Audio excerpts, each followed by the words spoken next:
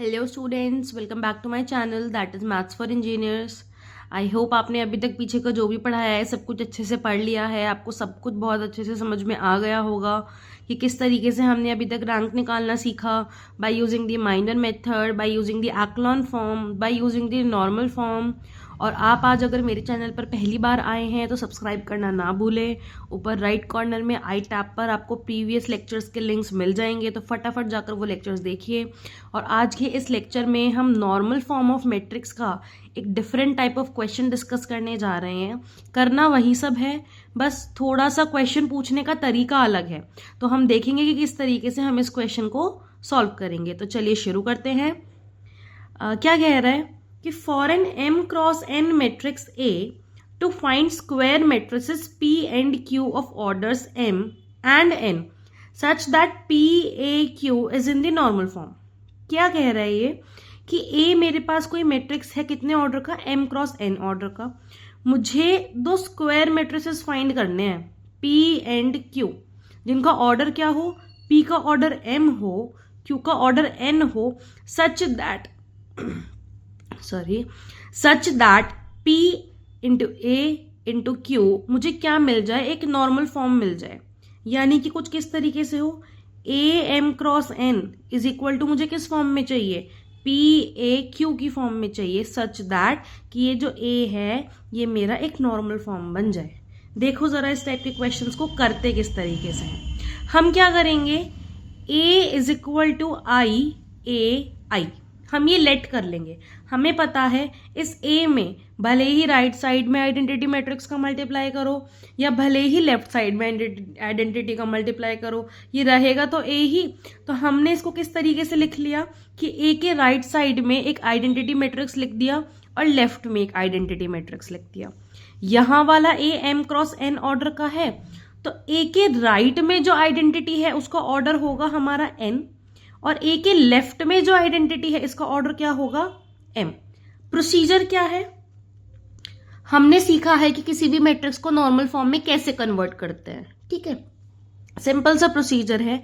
ये जो matrix A है मुझे इसको नॉर्मल फॉर्म में कन्वर्ट करना है बाय यूजिंग द स्टेप्स जो हमने पीछे के वीडियोस में सीखे हैं कि रो और कॉलम ट्रांसफॉर्मेशन लगाना है और हमें इस A को I में कन्वर्ट करना है।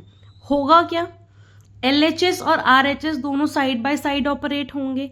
जब इस A को हम नॉर्मल फॉर्म में कन्वर्ट करेंगे तो यहाँ पर मुझे एलिमेंट्री और रो और कॉलम ऑपरेशंस का यूज करना पड़ेगा। ठीक है, तो LHS में जो जो ऑपरेशन यूज होगा वही ऑपरेशंस RHS में यूज होंगे। ये भी हमें पता है जब हम LHS RHS ऑपरेट करते हैं। सिर्फ किस बात का ध्यान रखना है, जब जब यहाँ पर एक रो ऑपरेशन का यूज किया जाएगा तब तब सिर्फ A के पहले वाला जो आइडेंटिटी है वो ऑपरेट होगा उस रो ऑपरेशन से। ठीक है, जब जब इसको नॉर्मल फॉर्म में कन्वर्ट करने के लिए एक कॉलम ऑपरेशन का यूज किया जाएगा तब तब हम A के बाद जो आइडेंटिटी है उसमें हम कॉलम ऑपरेशन का यूज करके उसको सॉल्व करेंगे। लास्ट में ये एक नॉर्मल फॉर्म में कन्वर्ट हो जाएगा, ये वाला A as it is A ही लिखा जाएगा, इसमें कोई चेंज नहीं होगा। ठीक है, लास्ट में ये जो A है ये एक नॉर्मल फॉर्म में कन्वर्ट हो जाएगा। ठीक है, ये जो मैट्रिक्स मिलेगा रो ऑपरेशन अप्लाई करने के बाद ये मुझे मिल जाएगा P जिसका ऑर्डर क्या होगा M, और ये मुझे मिल जाएगा एक मैट्रिक्स Q जिसका ऑर्डर क्या होगा N।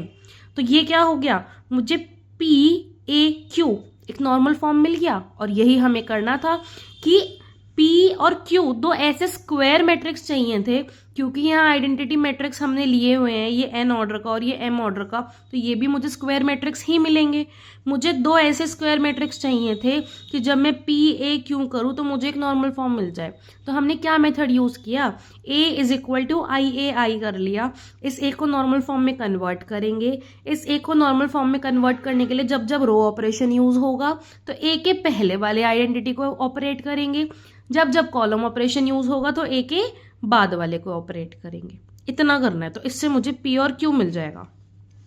यही चीज लिखी है बस यहाँ पे देखो, every elementary row transformation on A must be accompanied by the same transformation on the prefactor of A on RHS। यानी कि वही कह रहा है कि ए पर जो भी रो ऑपरेशन परफॉर्म होगा एलएचएस में, ठीक है, वो सेम रो ऑपरेशन परफॉर्म करेंगे ए के प्रीफेक्टर पे। प्रीफेक्टर इज आई, प्री मतलब पहले वाला, तो हम यहां पर रो ट्रांसफॉर्मेशन का यूज करेंगे। And every elementary column transformation on A on LHS must be accompanied by the same transformation on the post factor on the RHS। मतलब वही है कि LHS में A पर जो भी कॉलम ट्रांसफॉर्मेशन परफॉर्म किया जाएगा वो पैरेलली RHS में A के पोस्ट फैक्टर पर परफॉर्म किया जाएगा। पोस्ट फैक्टर यानी कि बाद वाला आई, बस इतना ध्यान रखना है। क्वेश्चन देखो, क्वेश्चन से बहुत इजीली समझ में आ जाएगा कि करना क्या है। क्वेश्चन किस टाइप से आता है, फॉर अ मैट्रिक्स ए, ये आपका कितने ऑर्डर का मैट्रिक्स हो गया, 3x3 ऑर्डर का मैट्रिक्स हो गया। फाइंड नॉन सिंगुलर मैट्रिक्स चाहिए हमें P and Q such that जब मैं करूं PAQ तो ये मुझे क्या मिल जाए, एक नॉर्मल फॉर्म मिल जाए। और ये निकालने के बाद मुझे इस A की क्या चाहिए, रैंक चाहिए। तो हमने क्या सीखा था, A को हम लिख लेंगे किस फॉर्म में, A is equal to IAI। ये वाला जो I है इसका ऑर्डर कितना होता है M कितना है 3, इस वाले I का ऑर्डर N कितना है 3। आ जाओ जरा, हमने लिख लिया A is equal to I A, ये A as it is. Task क्या है, इस मैट्रिक्स को नॉर्मल फॉर्म में कन्वर्ट करना। नॉर्मल फॉर्म में कन्वर्ट करने के स्टेप्स बताए हैं ना, ये एंट्री 1 फर्स्ट डायगोनल एंट्री, इसके अलावा इस रो में जो एलिमेंट्स हैं उनको 0 बनाना है, इस कॉलम में जो एलिमेंट्स हैं इनको 0 बनाना है। तो पहले कॉलम के एलिमेंट्स को 0 बना ले। आई होप आपको एलिमेंट्री ट्रांसफॉर्मेशन अब बहुत अच्छे से अप्लाई करना आ गया होगा। तो देखो क्या ऑपरेशन हम यूज करेंगे, C2 पर ऑपरेशन लगा दिया ये एलिमेंट 0 बनाने के लिए, C3 पर ऑपरेशन लगा दिया ये एलिमेंट 0 बनाने के लिए। अब हमें ध्यान क्या रखना है, क्योंकि मैंने कॉलम ऑपरेशन यूज किया है LHS में, तो अब ये कॉलम ऑपरेशन RHS में किस पे यूज होगा, इस पे यूज होगा। ये हम एज इट इज लिखेंगे और इस पर हम ऑपरेशन लगाएंगे। देखो जरा आगे, यहां मैंने C2 C3 पर ऑपरेशन लगा के इनको 0 कर दिया, ठीक है। ये वाला मैट्रिक्स बिल्कुल एज इट इज आ जाएगा, A एज इट इज आ जाएगा। जो कॉलम ऑपरेशन यहां पर यूज किए हैं वो सेम ऑपरेशन मैंने इस मैट्रिक्स पर जब यूज किया तो मेरा ये रिजल्टेंट मैट्रिक्स आ गया। समझ आया, ये करना था। अब नेक्स्ट स्टेप क्या है, इस एंट्री को 0 बनाना है। ऑपरेशन इसके हिसाब से लगेंगे, तुम बस इसको देखो कि इसको नॉर्मल फॉर्म में बनाने के लिए मुझे क्या क्या ऑपरेशन चाहिए। बस उसके बाद इतना ध्यान रखना है, रो ऑपरेशन लगाओ तो इसको यूज करो, कॉलम लगाओ तो इसको यूज करो और सॉल्व करते चले जाओ, ठीक है। R2 को ट्रांसफॉर्म किया ये 0 बनाने के लिए, यानी कि अब मैंने रो ऑपरेशन यूज कर दिया। इट मींस नेक्स्ट स्टेप में जो मेरा ऑपरेशन है वो किस पर अप्लाई होगा, इस पे अप्लाई होगा और ये वाला एज इट इज रहेगा। देखो जरा, देखो यही हुआ है, R2 0 हो गया ये वाला एलिमेंट, यहां इसको ऑपरेट किया और अब इसको एज इट इज रखा। अब नेक्स्ट ऑपरेशन क्या है, ये डायगोनल एंट्री 1 होनी चाहिए, ये ऑलरेडी 1 है, तो मेरा नेक्स्ट स्टेप क्या है, इसको 0 बनाना और इसको 0 बनाना। इसको 0 बनाने के लिए मैंने C3 पर ऑपरेशन लगा दिया, C3 is transform to C3 minus C2। Column operation लगा है, इट मीन्स अब ये एज इट इज रहेगा और इसको मुझे ऑपरेट करना है। देखो रेड से मार्क इसीलिए किया है, रेड का मतलब है कि RHS में जिसको मैंने चेंज किया है उस वाले को मैंने रेड कलर से लिखा है, जिससे थोड़ा सा क्लेरिफिकेशन आएगी। LHS में तो हमें पता है, LHS में तो मुझे नॉर्मल फॉर्म बनानी है और उस नॉर्मल फॉर्म को बनाने के लिए जो जो ऑपरेशन यूज होगा वो मैं कर रही हूँ। मेन टास्क है कि RHS में कब कहाँ कौन सा ऑपरेशन लगाना है। जब मैं रो का ऑपरेशन यूज कर रही हूँ तो मैं इसको ऑपरेट कर रही हूँ, जब मैं कॉलम ऑपरेशन यूज कर रही हूँ तो मैं इसको ऑपरेट कर रही हूँ, अदरवाइज एज इट इज लिख देती हूँ, ठीक है।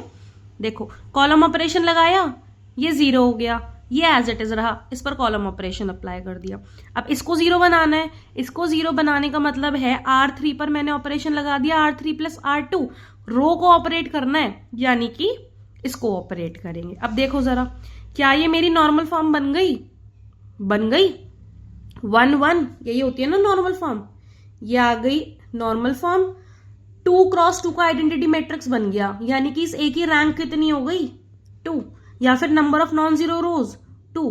ये मैट्रिक्स क्या मिल गया, P A Q is equal to identity matrix यानी कि नॉर्मल फॉर्म। तो ये मेरा पी मैट्रिक्स हो गया, ये मेरा क्यू मैट्रिक्स हो गया। आई होप आपको अच्छे से समझ में आ गया होगा कि किस तरीके से रो ऑपरेशन लगाया है, किस तरीके से कॉलम ऑपरेशन लगाया है। तो अगर आपको आज का वीडियो पसंद आया हो तो लाइक करें, शेयर करें, सब्सक्राइब करें और कॉमेंट करके ज़रूर बताएं कि आपको वीडियो कैसा लगा। नेक्स्ट वीडियो में हम इसका एक और एग्जाम्पल डिस्कस करेंगे। तब तक के लिए पढ़ते रहिए, मस्त रहिए और मिलते हैं नेक्स्ट वीडियो में। Thank you.